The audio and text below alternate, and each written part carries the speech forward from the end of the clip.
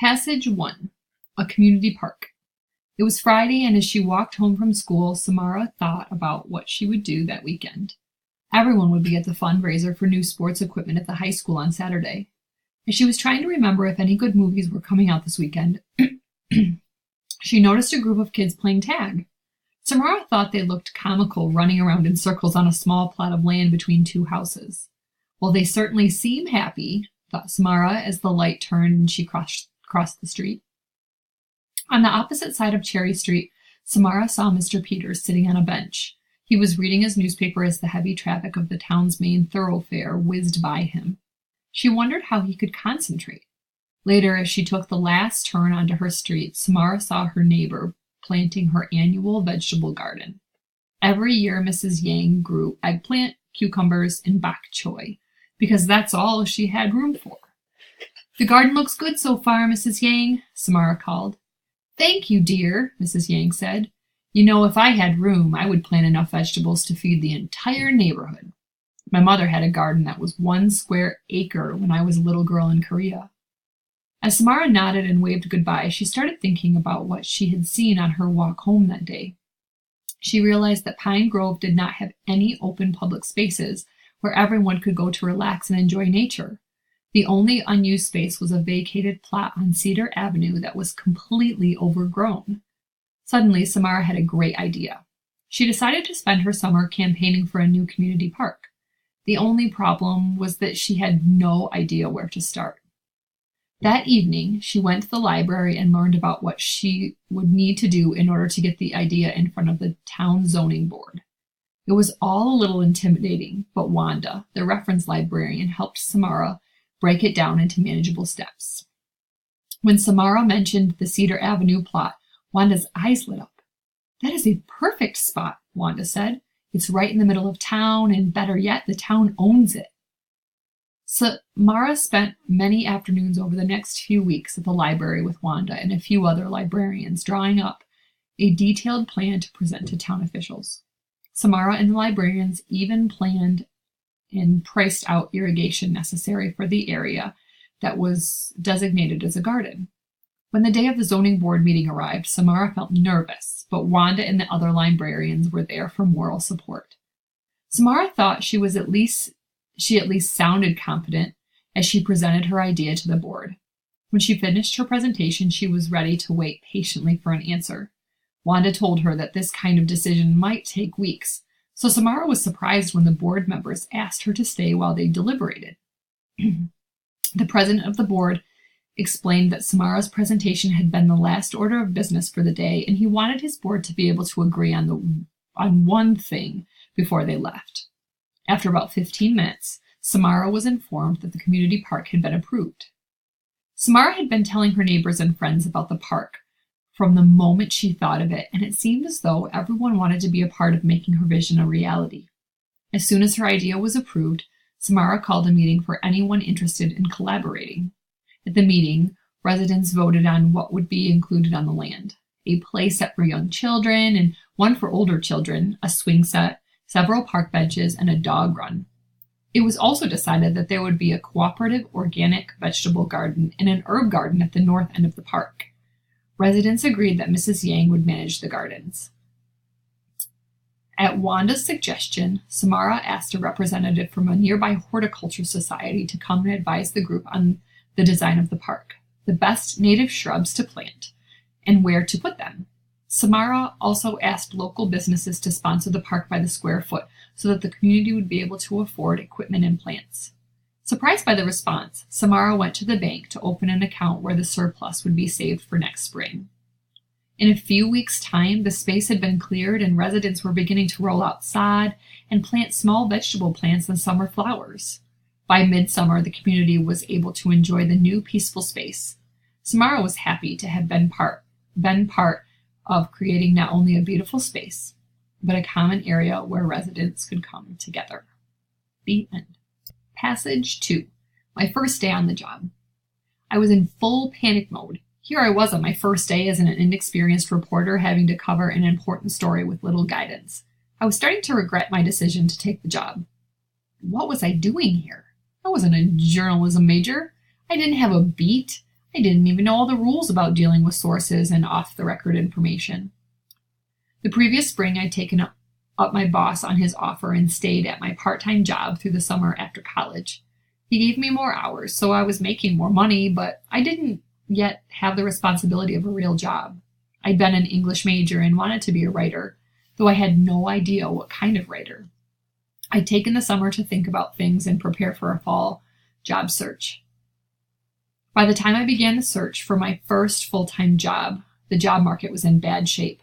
During my first few months looking for a job, I sent out countless resumes and only had one interview.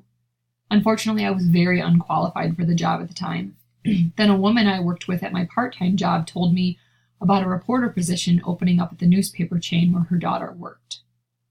Though I'd never thought about being a reporter, I figured it couldn't hurt to go on the interview. In addition to the interview experience, the opportunity meant I was officially networking. All the job search materials I'd read stresses the importance of networking in finding a job. A few days later, I was sitting down with John, one of the executive editors of the newspaper chain, hearing all the daunting details of being a cub reporter. Although it sounded intimidating, it was also exciting, and John didn't seem deterred by the fact that I had no solid experience. He was happy with a few writing samples I'd brought to the interview and offered me the job on the spot. I thought about the opportunity over the weekend, and on Monday I let John know I would take the job. There would be a learning curve, but I would also get to write every single day. 2 weeks later, when I arrived for my first day on the job, I discovered that my editor had been called away for a family emergency. I also learned that the state education department had announced that aid typically allocated to school districts in the area would not come through this year. This would be a blow to schools that had relied on funding to keep art, music, and sports programs running. Since Monday was press day, I needed to do all my reporting and have the story written by the end of the day. John told me that the fastest way to get reactions and comments from everyone involved was to go to the schools and talk directly to the principals, teachers, and parents. No one would be in their offices today. I jotted down the list of people that I should speak to and set out to cover my first story. On the way to the first school, my mind raced. I wasn't completely sure what I was supposed to be asking, besides how the budget cuts would affect each school. As I tried to think of the kind of information that families in the community would want to know, I realized the answer was simple. Reporter 101. Who, what, where, when, why, how. If I went back to the office with answers to all these questions, I would be able to write a complete article. I made the rounds, hitting elementary, middle, and high schools. As I spoke to the people who ran these schools, I learned so much about what goes into keeping a school's doors open and all the work that goes into offering students a solid education. It made me think that my new job as a reporter was going to be easy in comparison. By the time I finished up, I'd gotten a crash course in interviewing and had received an interesting range of opinions about the budget cuts. I was already thinking about how I would open the story when I got back to the office. My last step before writing was to get comments from the governor's office and do some research on past years when state aid was in jeopardy. The next day, I saw my very first news story in print. My editor was happy with it when he returned, and over the next few months, I learned a great deal about how to cover a story well, how to handle my sources, and how to make a boring story seem interesting. Fortunately, after fine-tuning the state budget, the governor's office was able to reinstate the aid money for area school districts. And thanks to my first story, I'd already met most of the school administrators in person and had the beginnings of an actual list of sources for future stories. The end. Passage 3. Lifetime Service. When my grandfather returned from World War II, he married my grandmother and they settled in a new suburban town in the Northeast. Shortly after buying a home, he opened a hardware store. The homes in the town, most of which were being sold to returning soldiers, were uniform, and everybody wanted to add his or her own personal touch. Homeowners went to the hardware store for everything they needed and quickly realized it was the place for how-to advice and do-it-yourself projects. Over the years, my grandfather typically employed people from town because he wanted to keep his community strong. He lived what he considered a normal, quiet life. So he was surprised when he was approached by a town council member one day while running an errand. My grandfather was told that the town wanted to honor him for his community service. He would receive an award after the Memorial Day parade.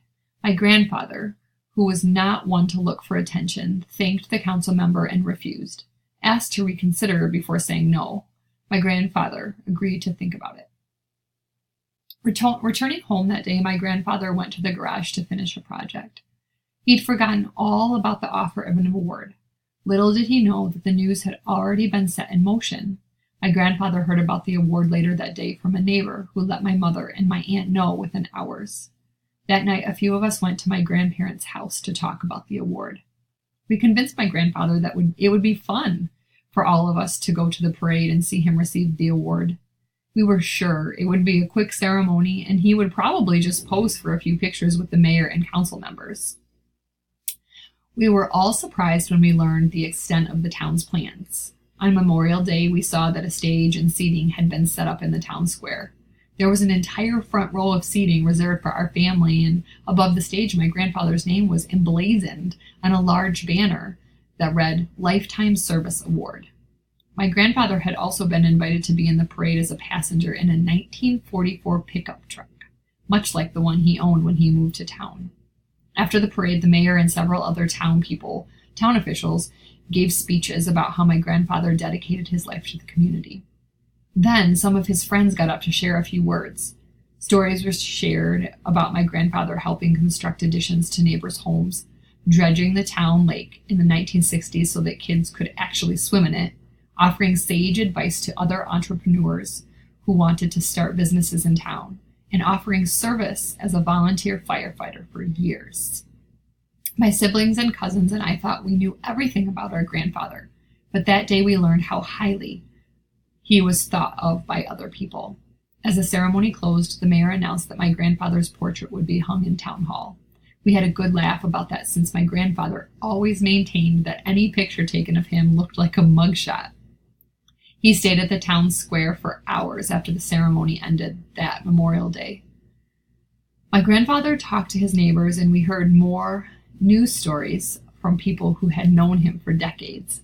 I heard about how he caught a squirrel in Mrs. Gennaro's attic in 1974, and about how he rebuilt the engine of the Flynn's truck when Mr. Flynn thought he was going to have to sell it to the junkyard and buy a new one. I also learned that there were some things my grandfather couldn't do. He had attempted to coach a junior football team one year, and the team lost every single game. The most important thing I learned that day, though, was that one person can have a big impact on others, even without realizing it. The end. Passage 4. A historic day for women.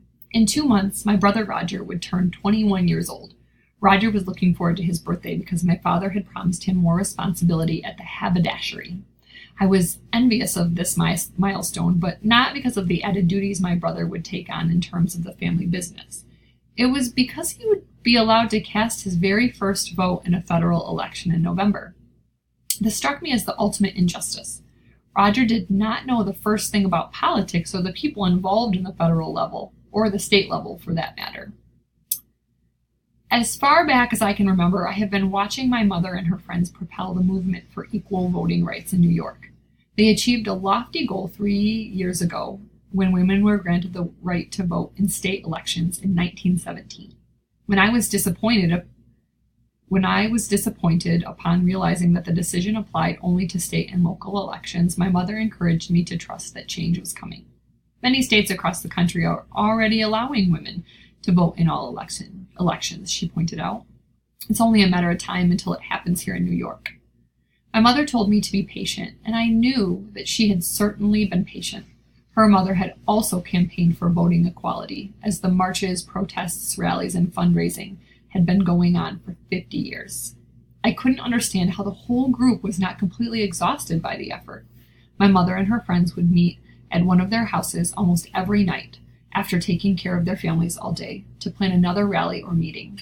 They did it all in the face of strong opposition from anti-suffragists who were threatened by the idea of a woman casting a vote.